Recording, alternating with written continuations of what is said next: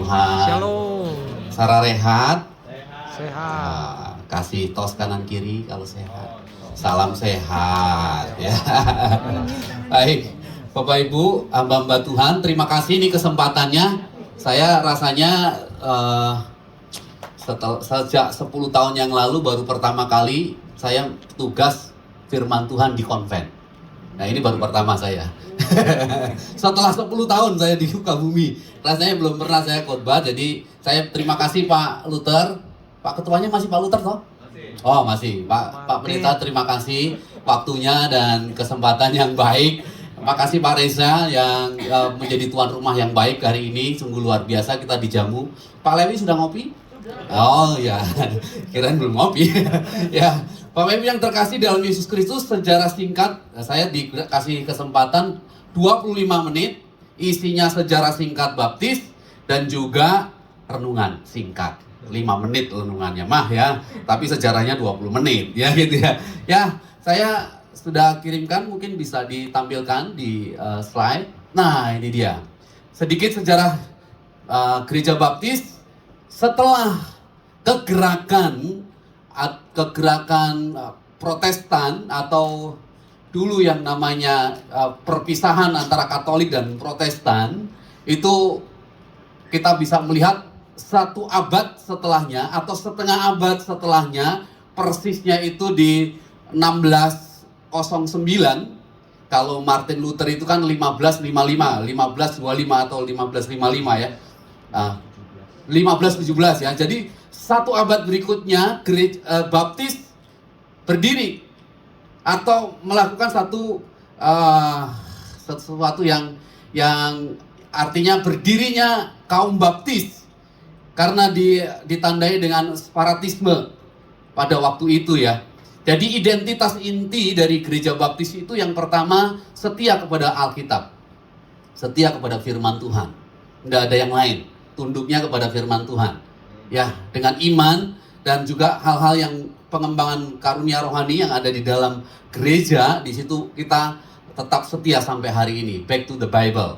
Semuanya berdasar kepada firman Tuhan, dan saya yakin percaya gereja-gereja juga demikian. Kalau ada Alkitab lain selain Alkitab, nah itu perlu kita bertanya kepada saksi Yehova. Selain sola scriptura, baptis itu mengenal namanya baptisan orang percaya. Next. Bisa next. Ya. Jadi dibaptis itu tidak menerima baptisan anak. Dan juga hanya satu cara baptisan, yaitu selam. Nah itu uniknya, makanya seringkali berantem nih sama GKI, sama HKBP gitu ya, sama Toraja. Kenapa saya harus dibaptis lagi? Nah kita nggak mengenal baptisan anak.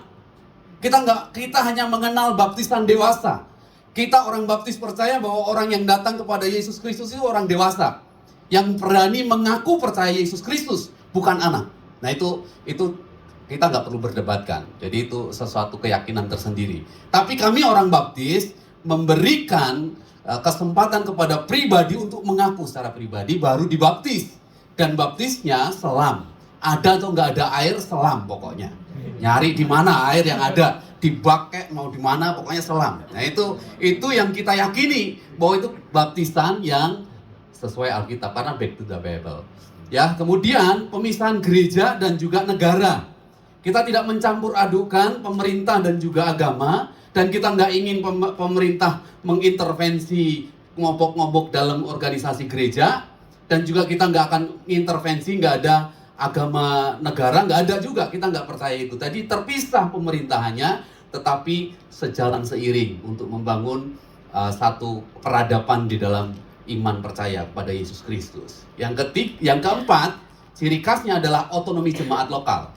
Jadi tidak sinodal, tidak ada yang paling tinggi, tidak ada yang lebih power, tetapi kita sama-sama yang namanya gabungan gereja baptis. Jadi semua gereja-gereja baptis itu bersepakat bersama, membuat kesepakatan bersama, dan juga menunjuk orang untuk ketua organisasi dan lain sebagainya. Itu ada ketuanya sendiri ya, pengurus nasional. Bukan pemimpin nasional, tapi pengurus nasional. Badan pengurus nasional. Bukan pemimpin tertinggi baptis. Tidak, tetapi itu sama-sama kongregasional namanya ya. Nah, kemudian kalau kita melihat mengacu kepada berdirinya baptis, akar globalnya itu di awal-awal abad ke-17 ya, 1609 di Amsterdam dan juga 1612 di London. Ya, ini John Smith dan juga Thomas Helwys itu menjadi tokoh utama. Ya, saat ini dua orang beda aliran baptis tapi alirannya beda. Satu Arminian, satu Calvinis. Ya, agak sedikit berbeda itu ya, Arminian dan juga Calvinis. Tapi kedua-duanya baptis, sama-sama berdiri hampir berbarengan. Mereka saling melayani di berbagai tempat untuk memajukan pelayanan baptis. Ya, dua aliran awal ini yang mendasari terus progres ke dunia-dunia yang lain. Ya, ke belahan negara-negara yang lain. Itu pergerakannya. Kemudian ekspansi misi pelembagaan global itu dimulai 1638 di Amerika Serikat. Robert William, ya, itu di 1638 berdiri yang namanya Gereja Baptis pertama di dunia, ya. Kemudian berkembang di 1792, 1793 Inggris, India, William Carey itu orang Baptis yang juga mendirikan BMS, Baptist Missionary Society. Ya, itu di abad yang ke-18. 1845 Southern Baptist yang menjadi induk gabungan Gereja Baptis Indonesia ya berdiri 1845. Jadi sudah teruji di Amerika dan Southern Baptist adalah terbesar kedua selain Katolik adalah Baptis. Southern Baptist ini yang di Amerika. Beberapa Bill Clinton orang Baptis dan juga beberapa tokoh Martin Luther juga junior ya, juga mereka pelaku sejarah yang luar biasa. Nah, 1905 Baptist World Alliance itu berdiri ya. Jadi setiap abad ada ini ya pergerakannya tersendiri ya di Gereja Baptis. Nah, secara global data di 2025 Baptis itu ada di 138 negara. Hampir di semua negara ada orang Baptis. Dari 138 negara ada aliran 283 aliran Baptis. Banyak juga kan? Nggak sedikit. Banyak kayak orang Baptis. Nah, kalau gerejanya di seluruh dunia itu 178.000, 53 juta anggota resmi, kalau komunitasnya hampir mencapai 170 juta jiwa di seluruh dunia. Nah, pertumbuhan terbesar dan tertinggi itu ada di Afrika, Asia, dan Amerika Latin. Gelombang pertama era perintisan di Indonesia di abad 19. Awal masuk itu 1813 sampai 1834. Ya, ada William Robinson. Itu misionaris Baptis Inggris menjadi pelopor pertama yang tiba di Indonesia. Kemudian di 1814, 1818 di Maluku, Jabez Carey itu yang menjadi tokoh Baptis juga. Di era 1820-an di Semarang ada Gatlot Bruckner, ya, Missionary Society. Di situ ada ke Jawa dan lain sebagainya. Kemudian di Sumatera ada Liman Munson, ya, di Sibolga yang mati dibunuh, ya, dimakan orang Batak. Ya. Orang Batak. Mana orang Batak? Ngaku orang Batak. Orang Batak kau. Harusnya orang Batak itu jadi orang Baptis semua. Ya, nggak boleh nggak Baptis itu. Ya, sekarang di Sibolga ada Gereja Baptis Liman Munson. Ya, baru beberapa tahun memang berdiri. Nggak tahu menjadi HKBP, nggak tahu ya, harusnya orang Baptis semua itu orang Batak. Ya. Nggak boleh nggak, karena sudah makan orang Baptis gitu ya. Ya harus bertobat itu ya, nggak boleh musuhin orang Baptis ya. Orang Batak ya. Kemudian kalau di era berikutnya jadi terhenti di Liman Munson ya karena geopolitik ya, itu biasalah. Nah, masuk lagi orang Baptis itu sekitar 1949 di Indonesia. Kemudian setelah Perang Dunia Kedua ya, pasca geopolitik global, 1949 Revolusi Komunis Tiongkok mengusir para misionaris Baptis, ya, akhirnya lari ke wilayah Indonesia. Ya, pengalihan strategis yang baru masuk ke Asia turun sini ya, artinya ke Vietnam, ke Taiwan, ke Thailand, kemudian ke Indonesia juga masuk ya, masuk ke Indonesia. Nah, awal berdirinya Indonesia itu tanggal 24 Desember 1951. Kedatangannya 3 serangkai yang ada di Indonesia, datang mereka untuk membuat pelayanan yang baru. Dimulai 1952, lahirlah Gereja Baptis pertama Bandung di Wastu Kencana. Itu adalah cikal bakal Gereja Baptis pertama di Indonesia, ya, di Wastu Kencana. Kemudian menyebar kemana-mana ke Jakarta, ke Semarang, ke Surabaya, dan hampir di Sumatera sampai Jawa, Bali, NTT ini Southern Baptis. Nanti ada penyebaran, ada denominasi Baptis selain GGBI itu ada beberapa gereja Baptis. Ya, jangan kaget, di Indonesia itu ada 7 denominasi Baptis. Jadi tidak sendiri, ya, di Persekutuan Baptis Indonesia ya. Jadi resmi berdiri 12 Agustus Gabungan Gereja Baptis Indonesia. Ya, itu jadi masuk menjadi anggota BWA. Kantor pusatnya di Menteng, di Kundang Dia. Ya, Cikini ke Kundang Dia. Ya. Enggak ya itu ya. Itu lagu kalau itu ya. Lagu. Jadi ke Kundang Dia ada kantor pusatnya kami. Kemudian pelayanan kesehatan berdiri Rumah Sakit Baptis pertama di Kediri. Di Kediri, Rumah Sakit pertama Baptis di Kediri, kemudian ke Batu, kemudian ke Immanuel Lampung, ke saat ini ada di Kupang juga ada, di beberapa di Semarang ada. Jadi ada 5 rumah sakit di Indonesia milik Baptis. Kemudian pendidikan teologi juga dimulai di Semarang. Kalau teologi di Semarang, di Simongan namanya, di puncak Bukit Simongan.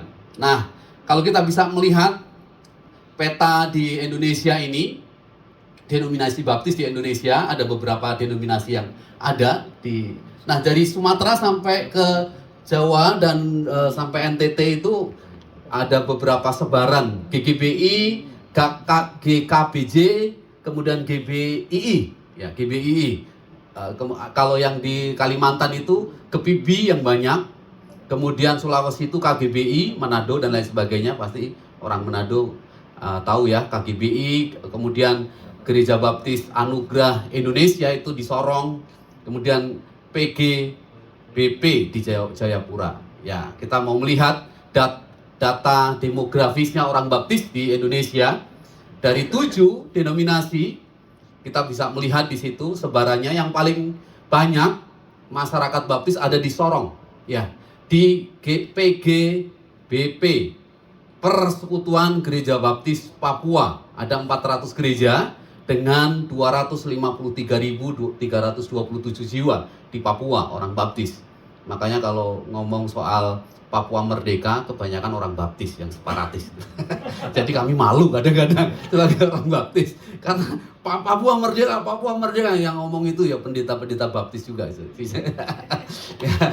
Jadi GGBI itu urutan kedua di Indonesia yang terbanyak. Kami 600 gereja lebih, 652 gereja di seluruh Indonesia.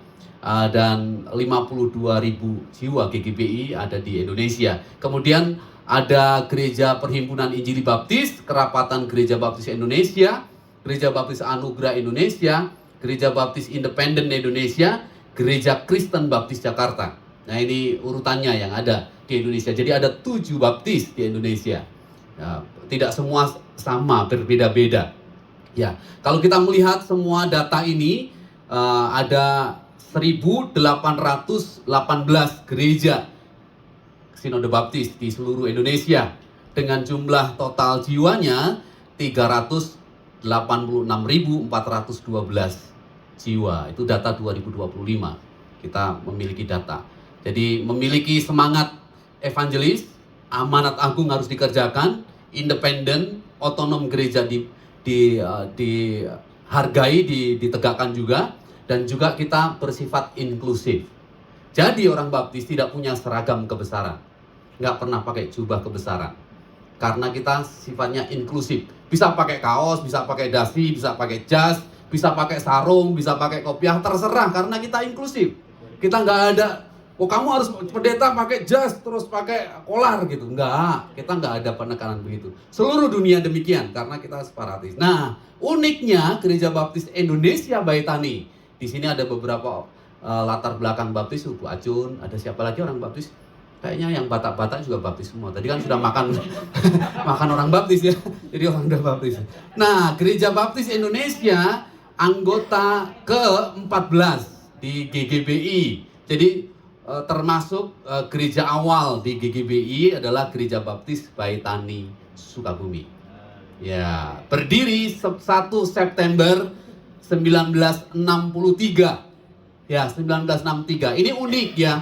Gereja Baptis ini bukan hasil pelayanan misi, tetapi hasil perpecahan. Ini saudara kandungnya GSK. Gereja Sidang Kristus. Ya, Gereja Sidang Kristus ada di sini. Kami ini sebenarnya Gereja Sidang Kristus Baitani Sukabumi, Baptis Baitani gitu. Ya, kita semua Sidang Kristus. Tapi semua orang harus dibaptis. Semua baptis kan? Semua kalian baptis, orang baptis semua. Karena baptis, mengakui baptisan kan? Ya, semua baptis. Jadi Gereja Indonesia Baitani tidak lahir dari perintisan misi, tapi lahir dari Sidang Kristus Sukabumi. Ya, karena ada perbedaan pendapat berkenaan dengan penamaan Gereja Sidang Kristus Baptis Indonesia atau Gereja Baptis Sidang Kristus Indonesia. Nah, ini menjadi perdebatan, biasalah orang Indonesia ya. Nggak bisa satu mengalah dan mengalah. Akhirnya 8 tokoh meninggalkan GSK bersama dengan 52 orang meninggalkan GSK, mendirikan Gereja Baptis Indonesia Baitani. Kalau Bapak Ibu Saudara cari di Alkitab nggak ada nama Baitani kan? Namanya Betania sebenarnya. Kalau bahasa ejaan lama Baitani. Ya, jadi kita pakai ejaan lama. Ya, kita pakai ejaan lama. Kita masih setia pada Alkitab. Manusia ya. lama, manusia lama. Ya. Nah, keunikan baptis itu tadi satu, Alkitab menjadi sumber pengajaran, sumber landasan hidup dan juga iman bagi orang baptis. Yang kedua itu ada nyanyian pujian, him. Hampir sama dengan HKBP, hampir sama dengan Toraja, hampir sama dengan GKI, lagu-lagunya. Ya, tapi kalau Bapak Ibu Saudara masuk ke Baitani, udah nggak dengar kadang-kadang. Ya, karena kita sudah bukan kita masih setia.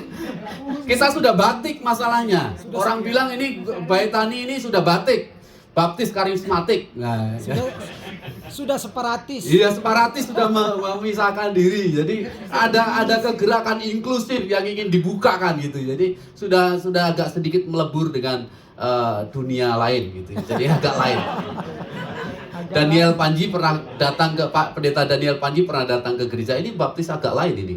Karena puji-pujiannya udah nggak ada him, agak jarang dinyanyikan memang. Ya, himnya sudah jarang dinyanyikan gara-gara ada Bu Acun juga di situ ya. Oh enggak ya. Oh. Enggak juga. Ya. Baptisan masih tetap sampai hari ini selam. Makanya kita seringkali jadi perdebatan. Saya kok sudah dibaptis di GKI, saya dibaptis di Toraja, saya dibaptis di HKBP, kok datang ke baptis dibaptis lagi. Enggak peduli gereja mana, kalau mau gabung jadi gereja baptis, baik itu engkau dari gereja baptis, dibaptis lagi kalau dulu. Dibaptis lagi karena baptisan tidak menyelamatkan. Yang menyelamatkan Tuhan Yesus. Baptisan itu salah satu tanda bagi orang baptis bergabung menjadi anggota gereja. Salah satunya syaratnya dibaptis. Selam. Ya, terima baptisan selam. Yaitu ya. Kemudian otonomi gereja. Jadi ini masih dipertahankan, kongregasional, keluarga besar ditambah. Sekarang kalau di GGB itu keluarga besar. Jadi doakan tanggal 11 sampai 14 Agustus akan ada MUBES, musyawarah besar di ke-12 di Surakarta. Jadi doakan, ini event besar, hajat besarnya orang baptis. Ya, jadi supaya menjadi kegerakan baru, kita semakin inklusif, kita semakin berdampak. Ya, jiwanya adalah kebebasan beragama. Kita menjunjung tinggi dari dulu, dari separatis abad 17 sampai hari ini orang baptis, kalau Bapak Ibu Saudara lihat, pasti menjunjung tinggi kebebasan beragama. Kita menghormati keputusan pribadi masing-masing dan untuk juga memeluk agamanya masing-masing gitu. Jadi kita inklusif. Jadi saya karena memang udah lahirnya nenek moyangnya ke sana, jadi saya saat ini inklusif, ya, terhubung dengan apapun juga, termasuk Ahmadiyah, mau Ijabi, mau kalau ada mau berteman apa Saksi Yehova tak ajak kalau mau berteman gitu ya. Biasanya mereka kan lebih eksklusif ya. Nah, jadi inilah orang baptis. Inilah kami baptis supaya semakin kenal. Jalan R.E. Marta Dinata nomor 86. Kalau mau kebaktian di sana jam 7 sama jam 10. Saya juga mengundang. Nomor rekening. Ada nomor rekening ada. Kami mengundang Bapak Ibu Saudara untuk ikut sekolah minggu. Keunikan baptis sekolah minggu itu dari 0 sampai lansia. Karena nggak ada orang yang lulus sekolah minggu, lulusnya dipanggil Tuhan. Ya, itu kami orang baptis. Jadi hari ini kelas terbesar adalah kelas lansia. Senior 1, senior 2 itu hampir 40 muridnya. Jadi setiap minggu kami belajar bersama firman Tuhan. Nah, hari ini saya ingin mengajak kita semua. Inilah kaum baptis yang ada di Indonesia. Dan saya ingin mengajak kita memperhatikan satu firman Tuhan. Ini satu ajakan kenabian atau ajakan inklusivitas. Dimulai dari 1 Korintus pasal yang ketiga ayat yang ke-9. Saya sudah siapkan ayat 6 sampai ayat yang ke-9, tapi kalau satu ayat 5 menit kayaknya nggak cukup. Jadi saya ambil satu ayat aja. Ya, kalau 5 menit saya nggak sudah mulai ada tandanya nanti. Ya, karena kami adalah kawan sekerja Allah, kamu adalah ladang Allah, bangunan Allah. Kalau kita melihat 1 Korintus pasal 3, Paulus sedang menasehati dan menegur jemaat di Korintus karena perpecahan yang ada di dalam gereja itu. Ada perselisihan, ada golongan-golongan. Aku Apolos, aku Paulus, aku Kristus. Sesuatu yang menghambat pelayanan gereja hari ini bukan FPI, bukan orang dari luar sana. Tapi kadang-kadang yang menghambat pelayanan pendetanya sendiri, diakonnya, atau jemaatnya sendiri. Saya memberikan satu ajakan bagi kita, mari kita membuka hati, membuka diri sebagai kawan sekerja Allah yang Tuhan tempatkan di kota Sukabumi ini untuk kita inklusif, membuka diri untuk menjangkau kota Sukabumi, memberkati kota Sukabumi, menggembalakan kota Sukabumi sebagai hamba-hamba Tuhan. Gak ada waktunya lagi eksklusif. Kita waktunya untuk menjangkau mereka. Karena kita adalah kawan. Kasih tahu kanan kirinya, halo kawan, apa kabar? Kita kawan kan? Ada yang musuhan di sini. Ada yang sedang bermusuhan di sini. Ya.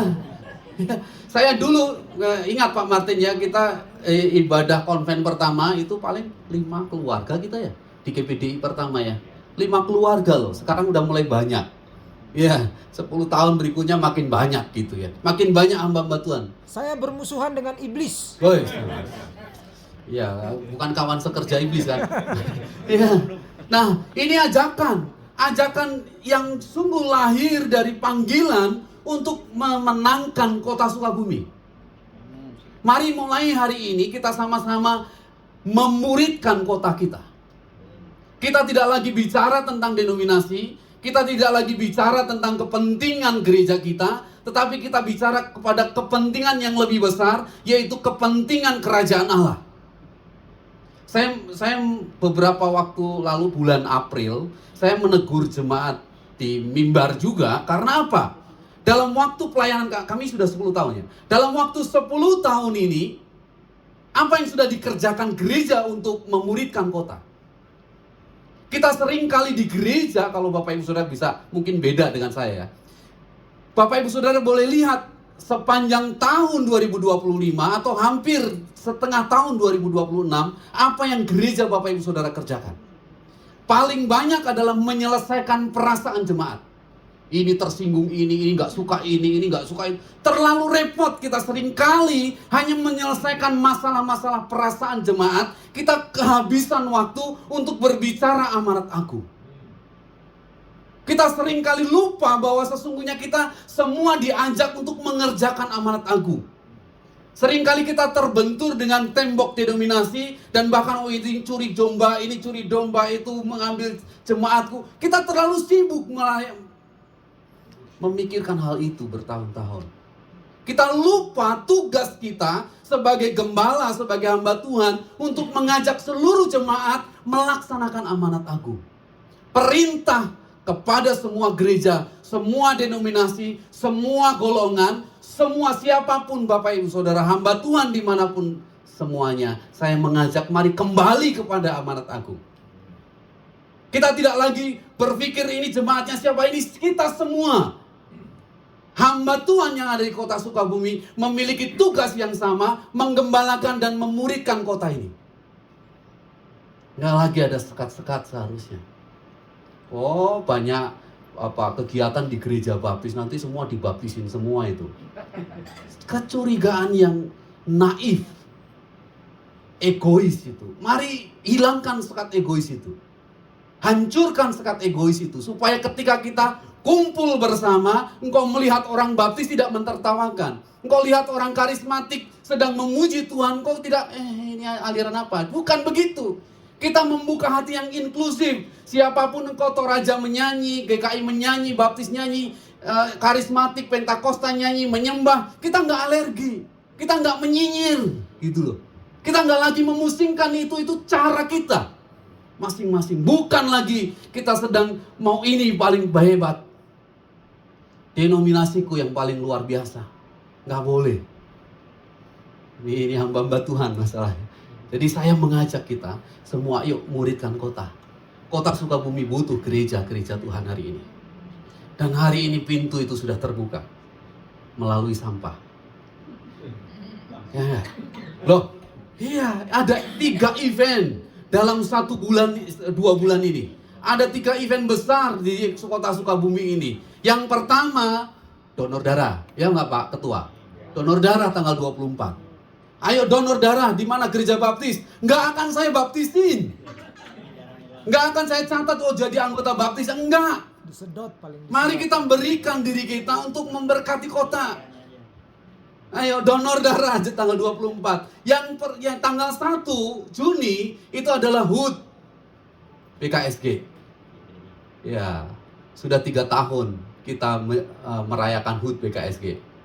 Ya, 3 tahun, mau 4 tahun ini, kayaknya baru 4 tahun kita peringati. Ya jangan lupa Mars BKSG ya, saya aja udah lupa BKSG. Udah mulai lupa karena susah kita, sering nggak dinyanyikan. Ya, itu mari rayakan bersama. Inilah waktunya orang Kristen, orang-orang percaya di kota Sukabumi, mau golongan apa saudara, mari rayakan bersama sampai sebagai pengucapan syukur atas kebesaran Tuhan dan pimpinan Tuhan sampai hari ini ada bagi kota Sukabumi. Event ketiga yaitu senam peduli sampah di lapangan Merdeka dan kita yang pimpin. Mantap. Kita mengundang semua TK-TK di kota Sukabumi untuk senam peduli sampah. Kalau bapak-bapak pendeta nggak mau merelakan prajurit-prajurit Kristus untuk tampil di lapangan Merdeka, lucu menurut saya. Mari kita gerak bersama. Tanggal 6 jam 7 pagi semua ke lapangan Merdeka. Kita gerakkan kota Sukabumi. Dalam acara Hari Lingkungan Hidup, kita dipercaya pemerintah untuk memimpin senam peduli sampah. Senam peduli sampah. Ayo rayakan sama-sama. Ya, dan yang ketiga, di Juli ada basar bayar pakai sampah. Tanggal 25 Juli, kita vendornya juga di Gedung Juang. Di Gedung Juang. Kita kerjasama dengan Jogja, DLH dan juga Pemkot sudah memberikan restu. Mari silahkan Rumpi yang menjadi IO-nya, yang bertanggung jawab atas event itu. Sudah waktunya kita bersama-sama memberkati kota Sukabumi. Ini waktunya anak-anak Tuhan terangkat, terlihat. Mau ditonton wali kota, mau diikutin gerakannya di lapangan Merdeka, dan mau diikutin semua kegerakan basarnya untuk semua orang, semua kalangan. Disitulah kita mainkan betapa Sukabumi butuh Injil Tuhan. Bukan butuh gereja baptis, tidak butuh GMS, tidak butuh GKI, tidak butuh HKBP. Orang Sukabumi butuh Tuhan Yesus. Kalau ada yang masih sombong, terlalu sombong gereja di kota Sukabumi, mari kita sama-sama sadar bersama. Waktunya merendahkan hati, merendahkan diri untuk kemuliaan Tuhan di kota Sukabumi. Karena kita adalah kawan. Begitu kawan? Iya kawan. Ya. Siap kawan? Siap, Iya. Ya. Kita kawan. Saya minta nanti Gamki. KNPI aja udah minta, Pak, tanggal 6 kami KNPI siap mendukung. Ya, Gamki harus mendukung. Tanggal 6. Ya. Tanggal 6 Juni. No. Hari lingkungan hidup harus berdiri sejajar dengan KNPI, sejajar dengan anak-anak muda dari Gus Durian. Mereka sudah merelakan diri, Pak, saya mau menolong. Orang yang tidak kenal Tuhan aja mau. Kadang-kadang kita mengajak gereja, sulitnya minta ampun. Mengajak persekutuan pendeta, susahnya minta ampun. Tuh. Ya Pak Lewi ya, Siapa sampai yang harus susah? di-close.